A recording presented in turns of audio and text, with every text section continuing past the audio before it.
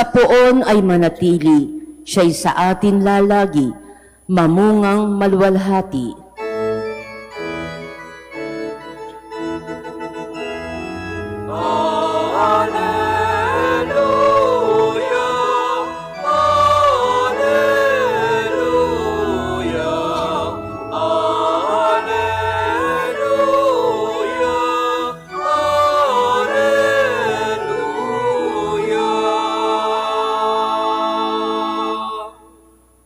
Sumainyo ang Panginoon. At sumainyo rin. Ang mabuting balita ng Panginoon ayon kay San Juan. Papuri sa iyo, Panginoon.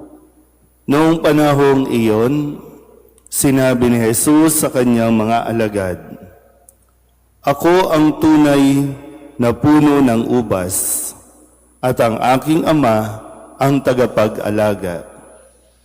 Pinuputol niya ang bawat sangang hindi namumunga, at kanya namang pinuputulan at nililinis ang bawat sangang namumunga upang lalong dumami ang bunga.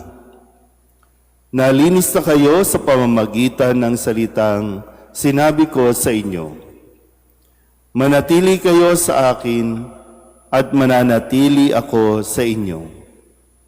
Hindi makapamumunga ang sangang hindi nananatiling nakakabit sa puno.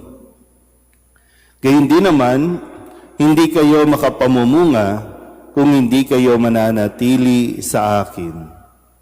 Ako ang puno ng ubas, kayo ang mga sanga.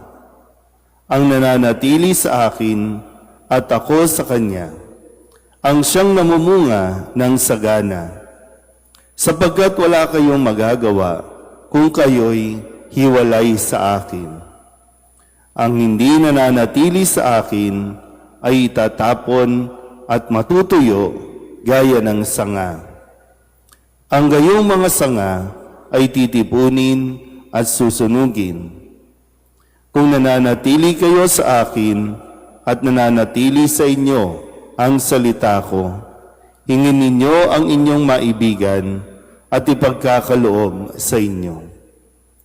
Napararangalan ang Ama kung kayo'y namumunga ng sagana, at sa gayo'y napatutunayang mga alagad ko kayo. Ang mabuting balita ng Panginoon. Pinupuri ka namin, Panginoong Hesukristo. Isang magandang umaga po sa inyong lahat. Ngayon po ay Miyerkules sa ikalimang linggo ng Pasko ng Pagkabuhay at tayo po ay napapatuloy din sa ating Ebanghelyo ayon kay San Juan at ito ay patungkol pa rin sa pag-ibig, kung paano ang paanyaya ng ating Panginoon ay piliin nating ibigin ang Diyos, kung paano ang Diyos araw-araw ay pinipili tayong mahalin. Pero maganda pong mapagnilayan natin sa puntong ito na tayo po halos lahat na nararito medyo tumanda na at patanda pa rin. Iba sa inyo nag-asawa, iba sa inyo nakipagrelasyon, pero sa puntong ito ba naintindihan nyo na kung ano ang kahulugan ng pag-ibig at kung ano ang hinihingi sa isang taong nagpapahayag na siya ay magmamahal?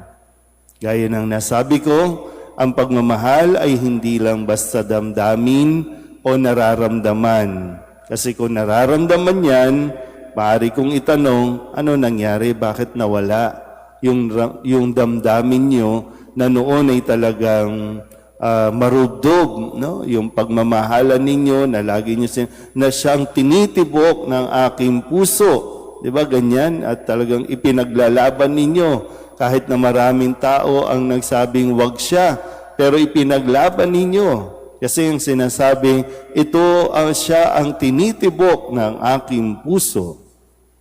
Pero ngayon, na-realize nyo na ba na hindi lang basta ito, kasi kailangan ito?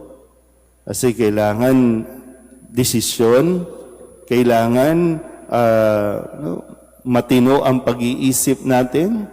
Kaya nga pinipili pipiliin mo kung sino ang iyong mamahalin. Hindi yan para bang bulag, no? Sabi, love is blind. Hindi.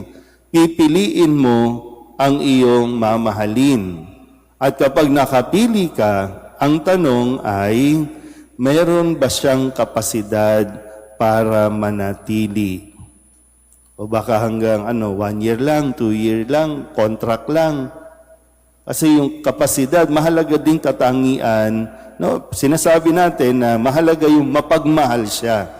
Pero yung kasunod ay, kaya ba niyang manatili? Masustain. Kung hindi man i-improve, masustain man lang, pero wag bababa yung kalidad o quality ng pag-ibig na dapat nating ipinapakita. So, kayo ba, sa tingin nyo, may kapasidad ba kayong magmahal? At kasunod niyan, may kapasidad ba kayong manatili? Kasi yung sabi ni Kristo, na ito yung paanyaya niya, manatili kayo sa akin. At ang nananatili sa Kanya, yun ang nagbubunga. At sa pakikipag-ugnayan, inaasahan na magbubunga ang isang relasyon. Ano ba sa tingin ninyo? Nagbunga ba o...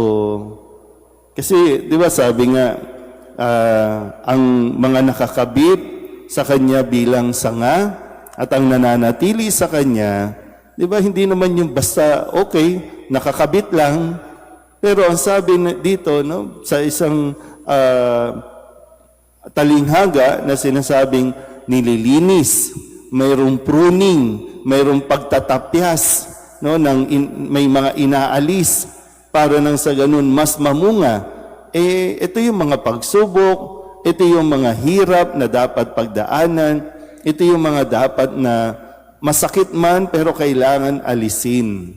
Kaya nga kapag nagsusumpaan ang dalawang nagmamahalan, ang sasabihin sa hirap at ginhawa. Kaya mo bang manatili sa hirap at ginhawa? At yung mga nananatili sa hirap at ginhawa, yun yung talagang nagtatagumpay, yun yung talagang nagbubunga ang kanilang pagmamahalan. Yung muli, ang Diyos, pinipili tayong mahalin at nananatili siyang nagmamahal sa atin. So ngayon, ikaw, kung pipiliin mong mahalin ang Diyos, kaya mo bang manatili sa Kanya? Amen.